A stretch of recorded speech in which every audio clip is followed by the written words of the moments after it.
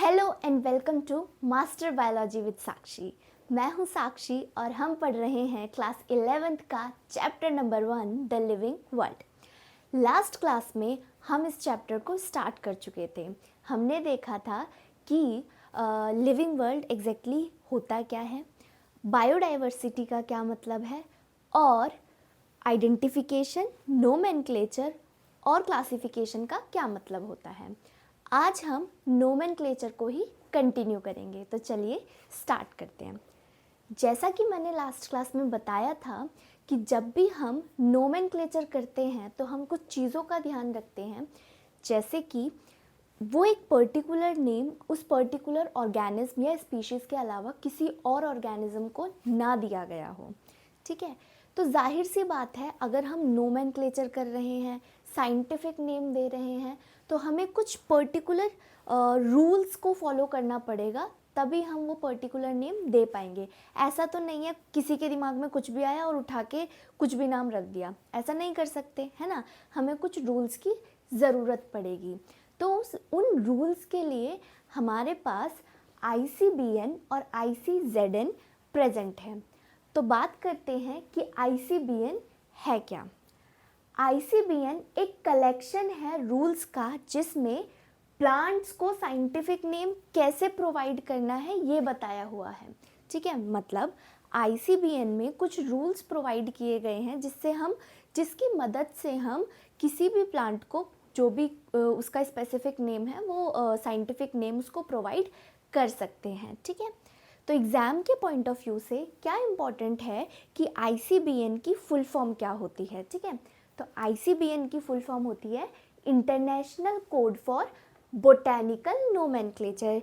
S नाम में ही botanical आ रहा है, तो इससे हम समझ पा रहे हैं कि ये वाला जो है, इसमें प्लांट्स के नोमेनक्लेचर के लिए रूल्स प्रोवाइड किए गए होंगे।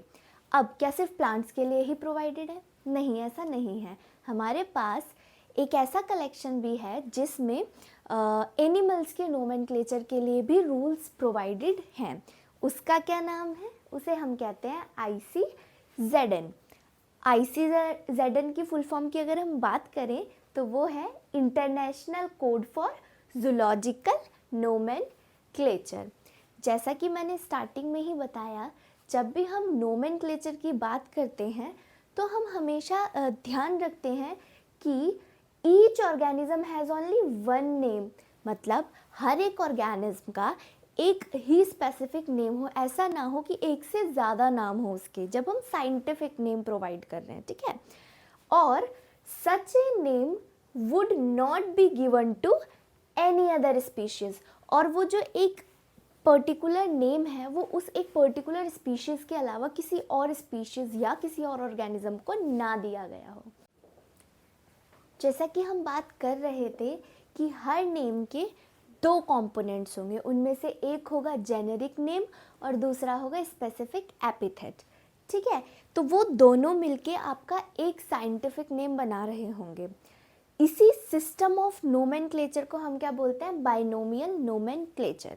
ठीक है, बाइनोमियल नोमेनक्लेचर जिस टेक्सोनॉमिस्ट ने दिया था उनका नाम था कैरलिस लिनियस। तो ये एक इम्पॉर्टेंट क्वेश्चन बन जाता है, आपसे पूछा जा सकता है कि बाइनोमियल नोमेनक्लेचर किसने दिया था, तो आपको पता होना चाहिए कैरलिस लिनियस ने दिया था। कैरलिस लिनियस को ही हम किस नाम से जानते हैं? इन्हें हम फादर ऑफ मॉडर्न टेक्सोनॉमी के नाम से भी जानते हैं। तो चलिए बात करते हैं रूल्स फॉर नोमेनक्लेचर की, कि किन किन रूल्स का यूनिवर्सली यूज़ किया जाता है नोमेनक्लेचर के लिए। तो आइए वन बाय वन देखते हैं।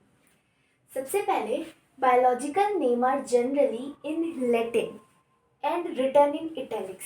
कहने का मतलब ये है कि जब भी कोई बायोलॉजिकल नेम या साइंटिफिक नेम रखा जाएगा तो उसके लिए जिस लैंग्वेज का यूज़ किया जाएगा वो कौन सी है? लैटिन लैंग्वेज है। चाहे वो वर्ड कहीं भी ओरिजिनेट हुआ है, चाहे वो नेम कहीं भी ओरिजिनेट हुआ है, पर हम हमेशा उसे कौन सी लैंग्वेज में लिखेंगे? लैटिन लैंग्वेज में लिखेंगे।